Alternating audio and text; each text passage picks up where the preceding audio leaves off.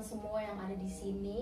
Apa kabarnya nih? Semoga kita semua sehat-sehat selalu dan dilindungi oleh Tuhan Yang Maha Esa. Amin ya rabbal alamin. Saya jadi ingat pepatah lama nih ya. Ada pepatah mengatakan, tak kenal maka tak sayang. Nah, daripada saya tidak disayang, lebih baik saya memperkenalkan diri terlebih dahulu ya, biar kita lebih kenal dan akrab. Oke? Perkenalkan, nama saya Farah Nur Azizah. Teman-teman bisa panggil saya Farah atau Fanur. Dan saat ini saya sedang berkuliah di Universitas Singapura Bangsa Karawang, program studi Ilmu Komunikasi angkatan 2020. Oke, sebelum itu saya ingin bertanya nih sama teman-teman yang ada di sini ya. Teman-teman pernah nggak sih waktu kecil tuh mikir bahwa jadi orang dewasa itu menyenangkan? Pasti pernah mikir kayak gitu ya kan? Kayak pengen cepat-cepat dewasa. Pada kenyataannya ya menjadi orang dewasa itu tidak semenyenangkan itu gitu. Dan jujur ya, saya menginjak kepala dua gitu, sering banget ngerasa bingung dan cemas akan masa depan. Nah, mungkin di sini teman-teman juga ngerasain hal yang sama ya kayak saya. Dan ternyata itu tuh kita lagi berada di fase quarter life crisis ya. Jadi, quarter life crisis itu adalah sebuah periode di mana seseorang yang berusia 18 sampai 30 tahun akan merasakan bingung, cemas, khawatir, galau akan masa depannya. Ya, kita jadi kayak mikirin gitu ya. Aduh, gimana nih soal finansial saya gitu kan. Soal percintaan, relasi, karir, dan lain-lain. Itu hal yang wajar kok ya dialami sama kita. Dan ada salah satu psikolog dari aplikasi Relief yang bernama Mbak Yulia Maharani MPSI menyatakan bahwa fase KLC ini akan berlangsung lama ya, tapi tidak akan berlangsung selamanya. Jadi tenang aja, itu pasti bakal bisa dihadapi kok gitu. Nah, quarter life crisis ini ditandai oleh beberapa gejala ya teman-teman. Yang pertama, kita jadi ragu nih sama diri kita sendiri. Terus kita juga jadi nggak yakin sama tujuan hidup kita. Dan kita jadi sulit dalam membuat keputusan. Terus kita juga ngerasa bahwa kita itu terjebak dan tertinggal oleh lingkungan. Dan kita sering ngerasa lelah atau tidak ada motivasi hidup dan kerap merasa gelisah. Ya kurang lebih seperti itu ya gejala yang kita alami ketika berada di fase quarter life crisis gitu. Dan apakah itu bisa dihadapi? Tentu bisa. Nah, di sini saya bakalan spill ya sama teman-teman semua bagaimana kiat untuk menghadapi quarter life crisis. Yang pertama adalah teman-teman harus kenal dulu sama diri sendiri ya. Sebelum kenal sama orang lain, kenali dulu diri sendiri. Baik itu kelebihan maupun kekurangannya gitu. Kalau dirasa teman-teman masih bingung gitu ya nyari tahu apa itu kelebihan dan kekurangan teman-teman bisa tanyakan kepada orang terdekat ataupun mengikuti tes kepribadian. Nah, setelah teman-teman tahu kelebihan ataupun kekurangannya, teman-teman jadikan hal tersebut itu sebagai motivasi ataupun evaluasi diri untuk melakukan hal yang terbaik gitu ke depannya. Lalu yang kedua, teman-teman juga jangan banding-bandingkan dari teman-teman sama orang lain.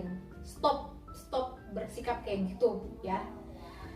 Kita harus fokus aja sama diri kita sendiri, lakukan yang terbaik dan juga nikmatin aja prosesnya, let it flow aja gitu.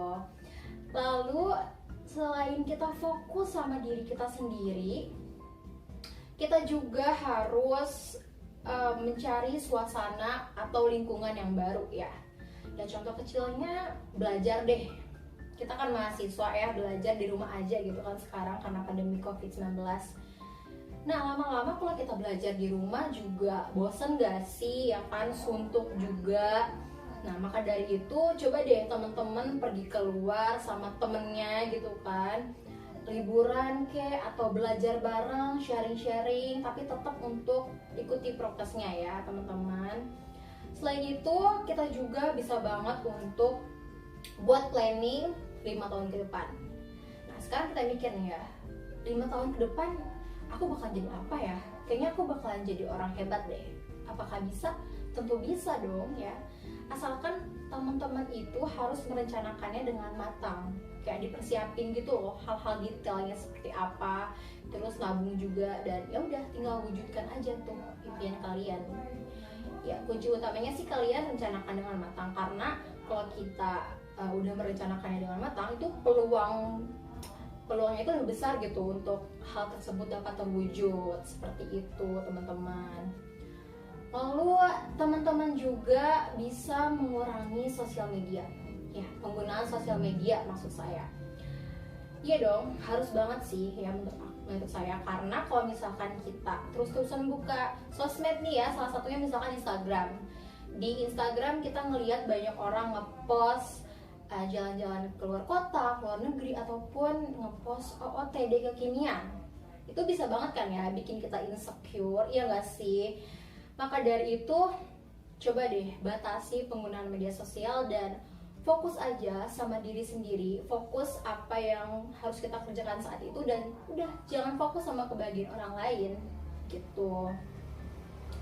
Nah, selain itu, teman-teman juga jangan ragu untuk mencoba hal baru ya. Ubah keraguan itu menjadi tindakan. Nah, mungkin teman-teman masih mikir kayak, aduh, saya bisa nggak sih ngelakuin hal itu?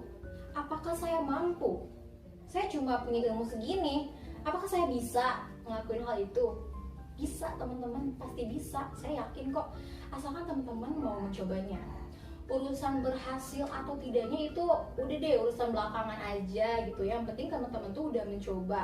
Dan semoga aja gitu ya, dari teman-teman coba hal positif atau hal baru gitu ya, bakal dapat benefitnya gitu kita tuh, entah itu nambah relasi, pengalaman, wawasan, dan lain-lain gitu teman-teman.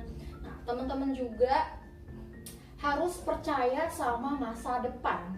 Nah, mungkin teman-teman ngerasa, aduh, saya masih kurang banget nih sekarang, saya masih berprogres banget nih, belum ada apa-apanya. Nah, udah nggak apa-apa kok. Yang penting teman-teman tuh percaya ya bahwa masa depan teman-teman itu masa depan yang indah dan cerah. Kalau teman-teman percaya bahwa masa depan itu indah ya, itu bakalan jadi motivasi loh ke kitanya sendiri, bakalan lebih semangat kitanya untuk dalam menjalani hidup begitu.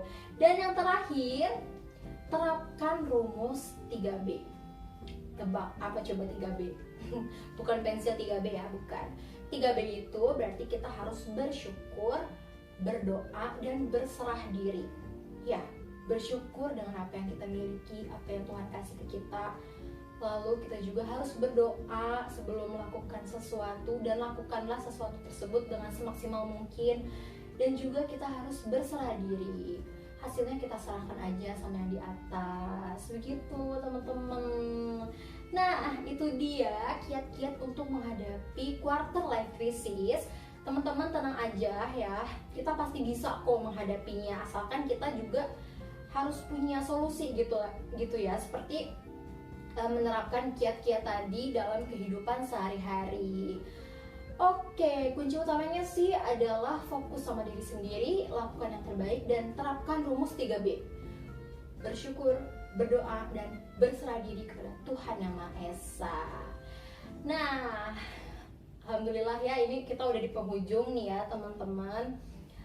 Semoga apa yang saya bagikan tadi, apa yang saya tadi berikan bisa memberikan banyak manfaat kepada teman-teman yang ada di sini. Akhir kata saya ucapkan terima kasih banyak ya teman-teman atas waktunya, dan mohon maaf juga apabila ada kesalahan. Saya Farah pamit undur diri. Wassalamualaikum warahmatullahi wabarakatuh. See you teman-teman.